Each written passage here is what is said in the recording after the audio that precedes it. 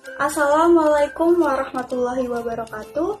Halo semuanya, saya Intan Adelia, mahasiswa Pendidikan Biologi, Fakultas Keguruan dan Ilmu Pendidikan, Universitas Sultan Ageng Tirtayasa, dengan NIM 22242100049 dari kelas B. Nah, kali ini kita akan membahas materi laboratorium, mata kuliah teknik laboratorium, dengan dosen pengampu Ibu Dr. Rida Oktorida Kastini, MSI. Sebelum ke pembahasan materi, saya akan menjelaskan apa tujuan dari video pembelajaran ini. Tujuan dari video pembelajaran ini adalah agar teman-teman semua mengetahui lebih jauh tentang laboratorium, mengetahui alat-alat yang ada di laboratorium, dan juga memahami cara keselamatan kerja di laboratorium. Baik, mari kita bahas materi pembelajaran kali ini. Sebagai seorang pelajar, tentu kita semua pernah melakukan pembelajaran atau bahkan melakukan penelitian langsung di laboratorium. Jadi teman-teman semua pasti sudah tahu dong alat-alat apa aja yang ada di laboratorium dan apa aja fungsinya. Sebelum kita bahas tentang alat-alat apa aja yang ada di laboratorium, apakah teman-teman semua udah tahu apa itu laboratorium? Laboratorium adalah tempat riset ilmiah, eksperimen, pengukuran, atau penelitian ilmiah dilakukan. Prasarana, sarana, dan juga mekanisme kerja yang menunjang secara unik baik dari satu atau lebih dharma sekolah maupun madrasah yang berisikan pendidikan, pengajaran, penelitian, dan juga pengabdian kepada masyarakat melalui pengalaman langsung dalam rangka membentuk keterampilan, pemahaman yang lebih luas, dan juga wawasan pendidikan pengajaran, serta pengabdian kepada masyarakat. Alat-alat di laboratorium beserta fungsinya. Yang pertama ada tabung reaksi yang berfungsi sebagai tempat mencampur atau memanaskan zat dalam jumlah sedikit. Selanjutnya ada rak tabung reaksi yang digunakan untuk tempat meletakkan tabung reaksi. Gelas kimia atau beker gelas digunakan sebagai tempat menyimpan dan mencampurkan senyawa zat kimia. Labu Erlenmeyer digunakan untuk menampung dan mencampurkan bahan atau larutan atau cairan. Cawan Petri atau Petri dish digunakan untuk tempat menumbuhkan mikroba atau tempat biji-bijian. Termometer berguna untuk mengukur suhu. Pipet tetes digunakan untuk mengambil larutan dan meneteskan larutan dalam jumlah tertentu. Kertas saring dan corong digunakan untuk menyaring. Gelas ukur digunakan untuk mengukur volume suatu larutan kimia. Kawat kasa dan kaki tiga digunakan untuk meletakkan peralatan laboratorium yang menggunakan lampu Bunsen.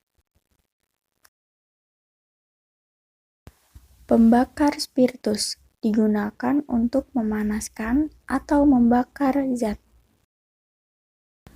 Pengaduk digunakan untuk mengaduk zat yang dilarutkan dalam cairan.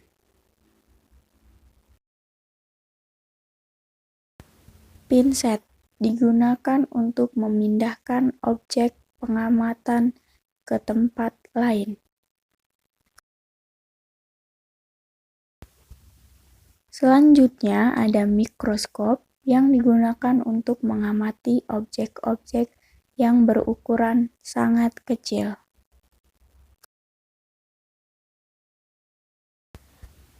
Mikroskop ada banyak jenisnya seperti mikroskop cahaya, mikroskop monokuler, binokuler, digital, dan juga elektron.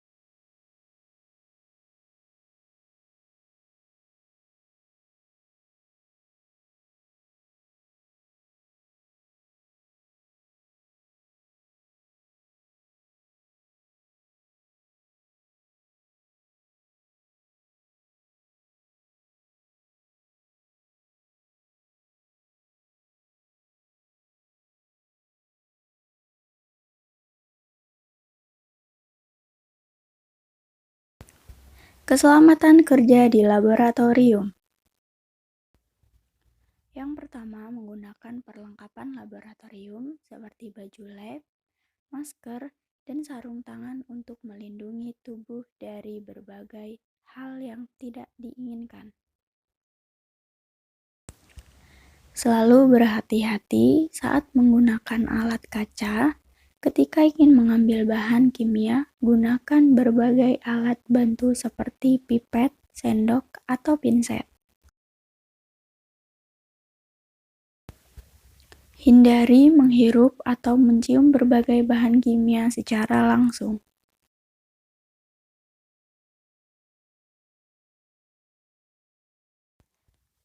Mempersiapkan P3K sebagai respon pertama jika terjadi kecelakaan di laboratorium.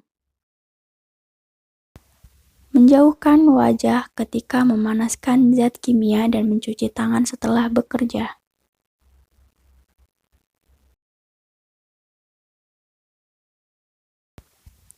Segera membasuh bagian tubuh dengan air mengalir ketika terkena zat kimia. Nah, itu tadi adalah pembahasan materi kali ini tentang laboratorium yang berisikan alat-alat laboratorium dan juga cara keselamatan kerja laboratorium. Terima kasih sudah menonton videonya sampai akhir ya.